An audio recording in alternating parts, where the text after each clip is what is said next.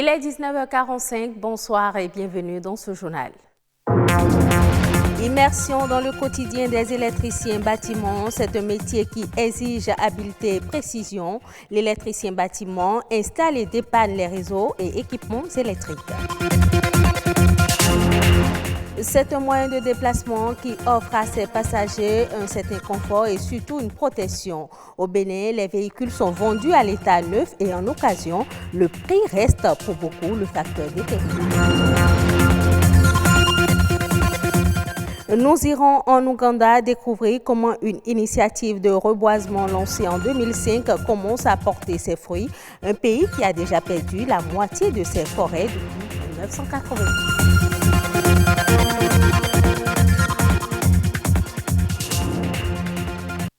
Il est chargé de l'équipement électrique des constructions. Il peut aussi être emmené à participer à des installations plus complexes comme celle d'une climatisation ou d'un ascenseur. Vous vous en doutez bien, c'est l'électricien bâtiment. C'est un ouvrier du bâtiment qui intervient dans l'installation des réseaux et équipements électriques. Mais comment travaille-t-il? Une équipe de la rédaction est allée à la rencontre de quelques électriciens exerçant au Bénin. Il démarre la construction du bâtiment presque au même moment que tous les autres corps de métier, mais son travail se poursuit même après la remise des clés aux propriétaires des lieux. Depuis la mise en terre, l'électricien opère pour protéger les personnes, mais aussi les équipements contre les chocs électriques et la foudre. De commun accord avec les autres professionnels du secteur, il installe les canalisations, les câbles et met en place les différents appareillages. Le plan est la boussole qui oriente l'électricien pour l'emplacement des installations. Si le technicien met que le climatiseur doit rester là, et toi tu vois un signe sur le plan, tu ne sais pas que c'est climatiseur en train de signaler, tu ne peux pas le faire. Donc tu peux ne pas beaucoup étudier, mais tu dois, si tu es dans un domaine, tu dois savoir les b.a.-ba. Il faut étudier le plan. En tant qu'électricien, il y a le technicien qui est chargé de faire le plan. Il remet à chaque corps le plan qui lui convient et c'est à lui de faire un travail là-dessus pour qu'on puisse avoir un résultat commun à la fin. L'électricien bâtiment travaille au quotidien dans le respect des normes et de la sécurité. Rien ne se fait au hasard dans ce métier et le choix des couleurs correspond à un code. Si c'est le climatiseur, tu sais que c'est tel fil et on prévoit tout avant que les équipements ne viennent. Et aussi, on a le code des couleurs. Si moi je finis de travailler ici, un autre électricien vient ici, il doit faire quelques minutes pour se retrouver. Parce qu'on a notre langage, s'il voit telle couleur, il doit savoir que ceci, ça représente telle chose. Il y a la section de fil, il y a le code des couleurs au niveau des fils. Romain exerce ce métier depuis l'âge de 11 ans. 26 ans après, sa passion est la même. Une passion suscitée par son géniteur, maître maçon, qui lui a transmis les rudiments dès son jeune âge. Bien que n'ayant pas fait de grandes études dans le domaine, il jouit pleinement de cette profession. Lorsque j'étais petit, en classe de CE2, quand je vois il y a un peu de l'ombre et quelque part, si je prends 2 piles et je branche avec une ampoule, ça s'allume. C'est de là que je me suis impressionné de faire l'électricité. Comment j'ai commencé et jusqu'aujourd'hui, je sais comment je suis. C'est avec ça que je nourris mes petites familles. Le métier d'électricien bâtiment n'est pas sans risque pour ceux qui l'exercent. Parfois, de mauvaises expériences occasionnant des dommages matériels font partie de leur quotidien. Mais pour ces passionnés, il faut aimer le métier, être précis et méthodique dans le travail pour contourner les risques.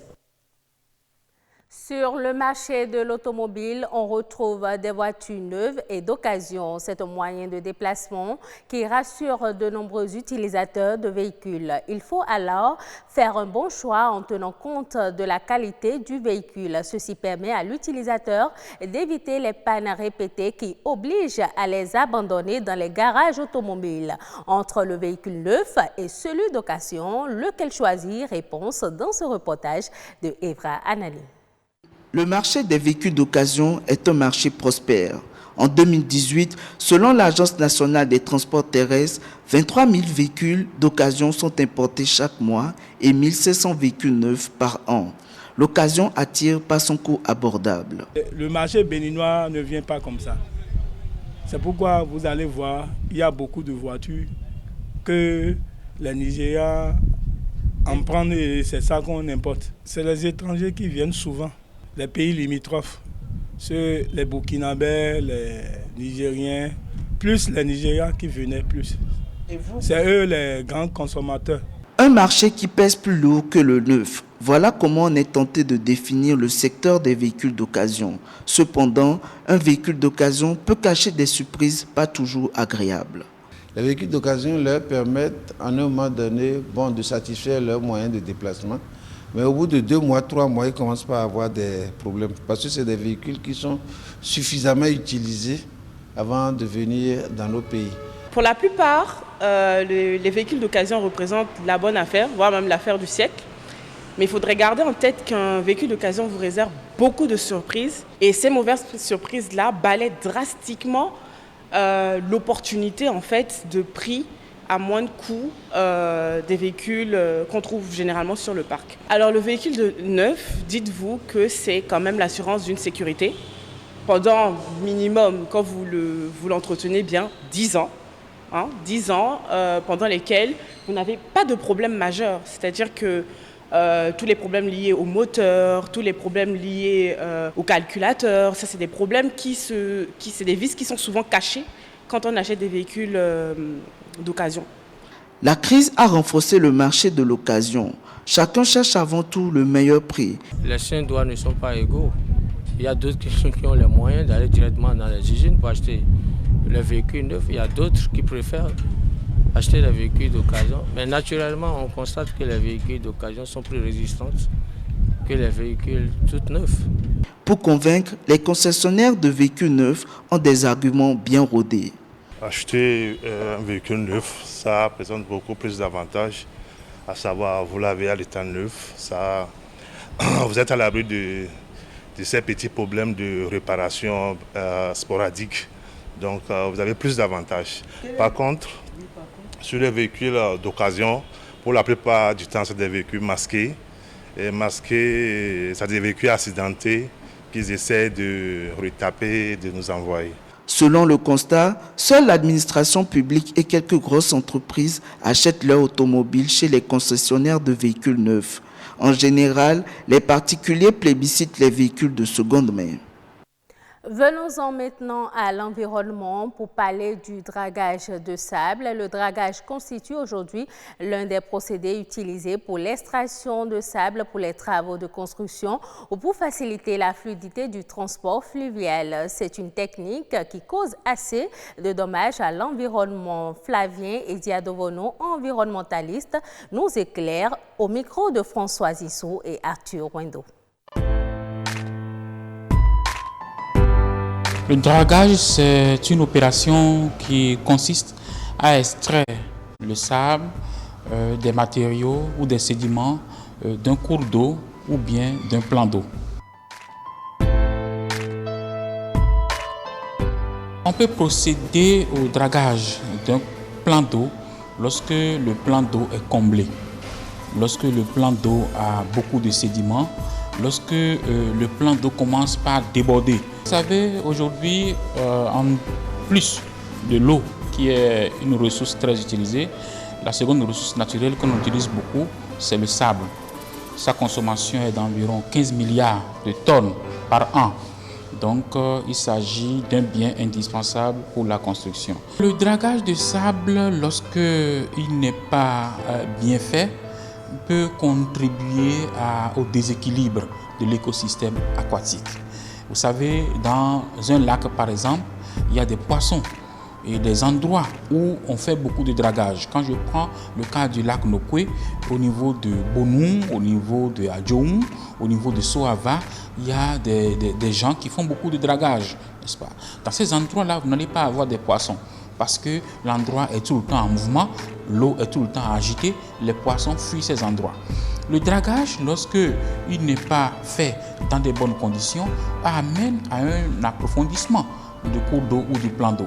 c'est-à-dire que les gens draguent jusqu'à aller à des profondeurs très élevées, ce qui fait que par endroits, vous allez tomber dans des trous au niveau de l'eau, parce que c'est trop profond. Cela peut provoquer des accidents lors de la navigation sur l'eau.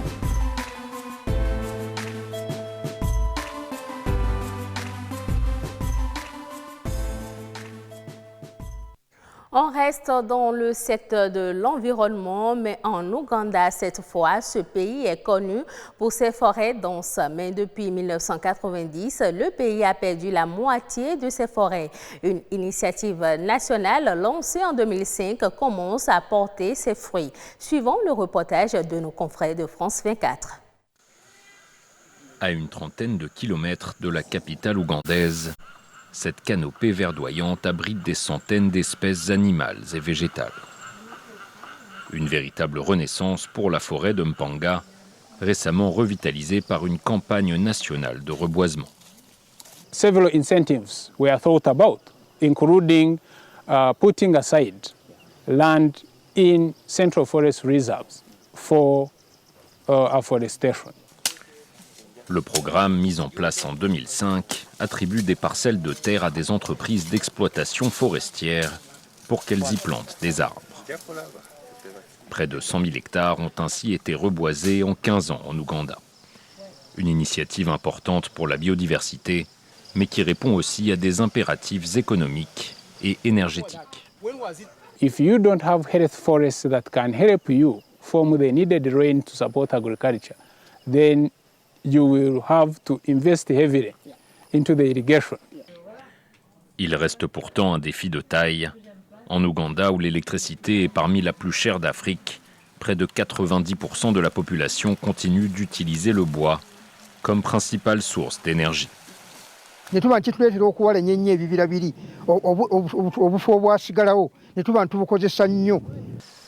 En l'espace de 30 ans, l'Ouganda a perdu près de la moitié de sa surface boisée. Mais la tendance commence à s'inverser et les forêts ougandaises à respirer de nouveau. En Égypte, les importations de blé ont le vent en poupe. Selon les plus récentes données, les achats de la céréale ont atteint 2,4 millions de tonnes entre juillet et août, soit environ 40% de plus que l'année dernière à la même époque. D'après l'autorité en charge de l'approvisionnement, cette progression des achats entre dans le cadre de la volonté de l'exécutif de disposer de réserves de produits alimentaires essentiels pour au moins 6 mois. En Égypte, la demande de blé reste dynamique malgré la pandémie mondiale du coronavirus.